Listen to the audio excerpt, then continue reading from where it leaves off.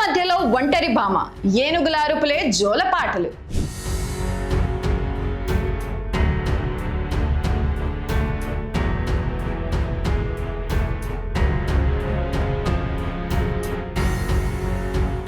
అర్ధరాత్రి దట్టమైన అడవి, చుట్టూ చిమ్మ చీకటి.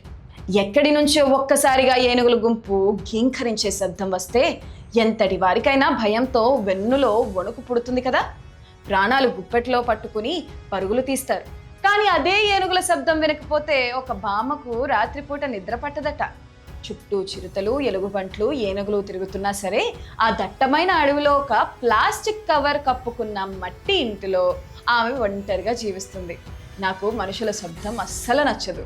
ఆ గజరాజుల అరుపులు వినకుండా నేను జీవించలేను అంటుంది ఆ బామ్మ. అసలు ఎవరామె? క్రూర మృగాల తిరిగే అడవిలో ఏ తోడు లేకుండా ఎందుకు ఉంటుంది? ఆమె వెనుక ఉన్న ఆ కన్నీటి కథ ఏంటి?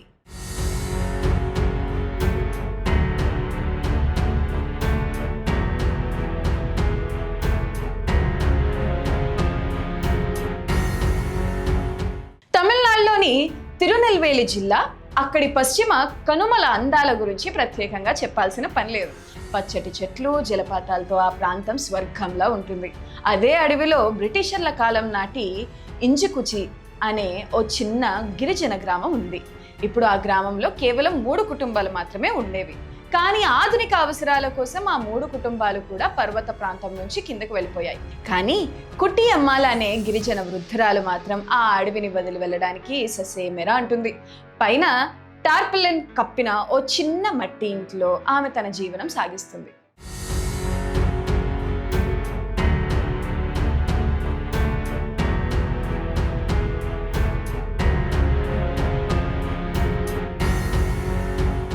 అసలు కుట్టి అమ్మాల్ బామ్మ ఎందుకు అంత ఒంటరిగా ఉంటుంది? ఆమెకు ఎవరూ లేరా అంటే ఉన్నారు, కానీ లేరు. ఆమెకు ఓ కూతురు ఉండేది. కానీ దురదృష్టవశాత్తు ఆ అడవిలోనే పాము కాటుకు గురై కూతురు కళ్ళెదుటే ప్రాణాలు వదిలింది. అప్పటి నుంచి ఆ వృద్ధురాలు ఆ అడవిలో ఒంటరి పోరాటం చేస్తుంది. కానీ ఇక్కడ మనం మెచ్చుకోవాల్సిన 2 వ్యక్తులు ఉన్నారు. మొదటి వ్యక్తి 4 ఏళ్ల క్రితం ఆ గ్రామాన్ని సందర్శించిన కలెక్టర్ విష్ణు. ఆ బామ్మ పరిస్థితి చూసి చెలించిపోయి వెంటనే ఆమెకు పెన్షన్ మంజూరు చేశారు. రెండో వ్యక్తి కరయ్యర్ పోస్ట్ మ్యాన్.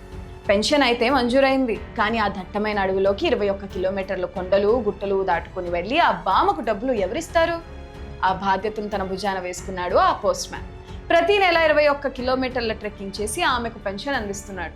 ఇక స్థానికులు కొందరు ఆమెకు రేషన్ బియ్యం కొని పంపిస్తుంటారు.